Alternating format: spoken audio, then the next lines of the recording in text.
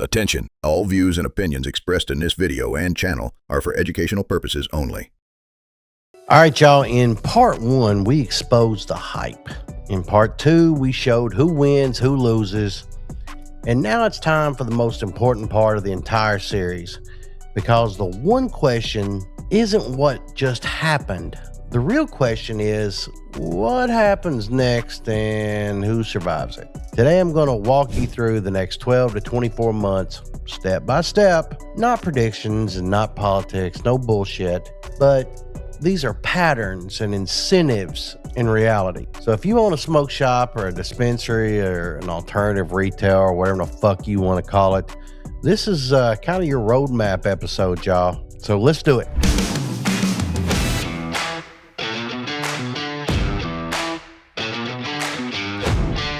I'm going to break this down into phases, y'all. I hope this helps you a little bit and see where we can go with it, all right? Phase one. This is called the confusion window, all right? And that's kind of where we're at right now. This phase is defined by headlines moving faster than the law. You know, conflicting interpretation, social media bullshit, misinformation, false confidence. You'll hear, nothing will change. It's basically legal now. They'll never enforce it. That's dangerous thinking, y'all. What actually happens in this phase, all right? And the DEA begins a very slow rulemaking. No matter what his executive order is, that rulemaking still has to take effect. Agencies coordinate very, very quietly. The enforcement posture gets reviewed.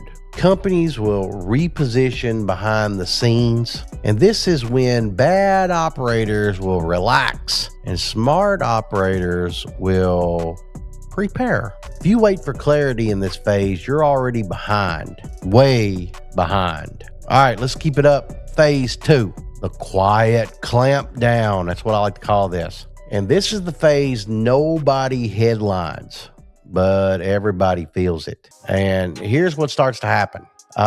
Definitions will tighten. Gray areas will shrink. Real gray areas, intoxicating hemp.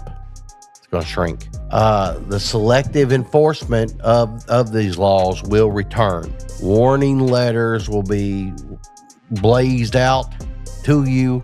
Distributors will start getting very, very nervous. Insurance companies will start reassessing the risks of all of us. And this is when intoxicating hemp starts getting squeezed the hardest. Your insurance company is going to want you to be rid of that ASAP because they don't want any problems. And it's not going to get banned overnight. It's not going to be dramatic raids everywhere, you know, but more seizures will happen. There will be more example cases, more pressure upstream, like at the distro level. And retailers who built their entire business on regulatory ambiguity, y'all are going to feel it first. So if you got a bud bar, you may have a problem. If you're weighing out individual buds and, you know, eighths and quarters, you got a problem. And this is where shops should either adapt or honestly just very slowly bleed completely out. Phase three, this is going to be called market separation. All right, this is month 12 to 18, by the way. This is the shakeout phase. The market splits into clear lanes. Lane one is going to be the compliant, diversified operator, okay? It's going to have a very strong smoke shop traditional inventory. Very, very, very clean paperwork.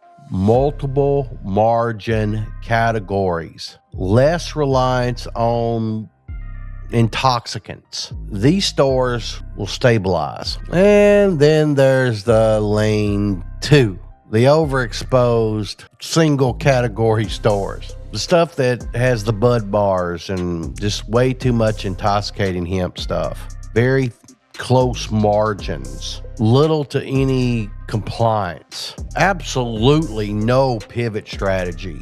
These stores will definitely struggle.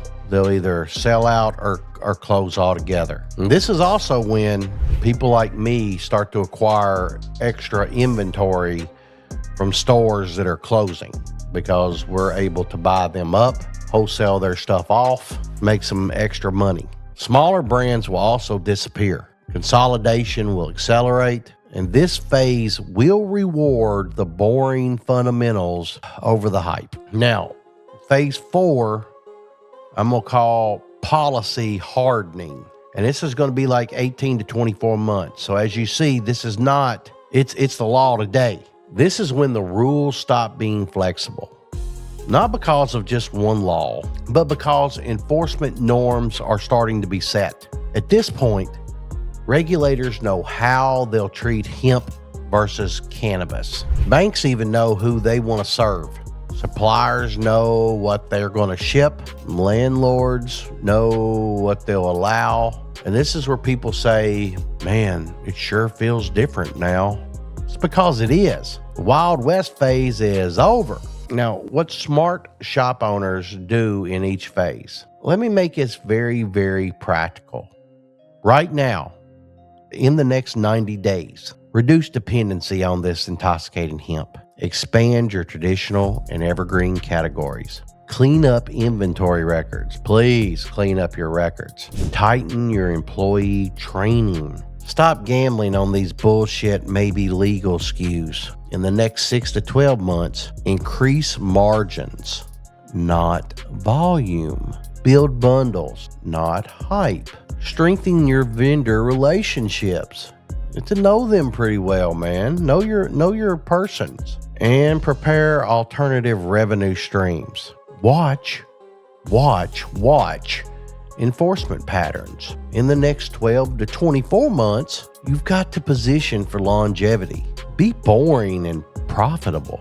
Be defensible, not flashy. Be adaptable, not emotional. Let me give you the hard truth. Here's the part nobody likes hearing. Most shops don't fail because of legislation. They fail because they ignored the early signals. You chase short-term money. They depend on loopholes. They waited too long to pivot. This reclassification isn't killing businesses. It's really just revealing the weaknesses. Let me give you a final word. Let me leave you with this. This isn't panic time. This definitely isn't fucking celebration time. This is pure-blown strategy time. The next 24 months will celebrate operators from gamblers, builders from hustlers, real businesses from just fucking bets. And the shops that win won't be the loudest. They'll be the ones who moved very early, very quietly and intentionally. And if you're a shop owner watching this and you're still standing, you're definitely not late. But that window is closing. You got to get on top of it. Stay sharp, everybody. It's going to be a hell of a ride.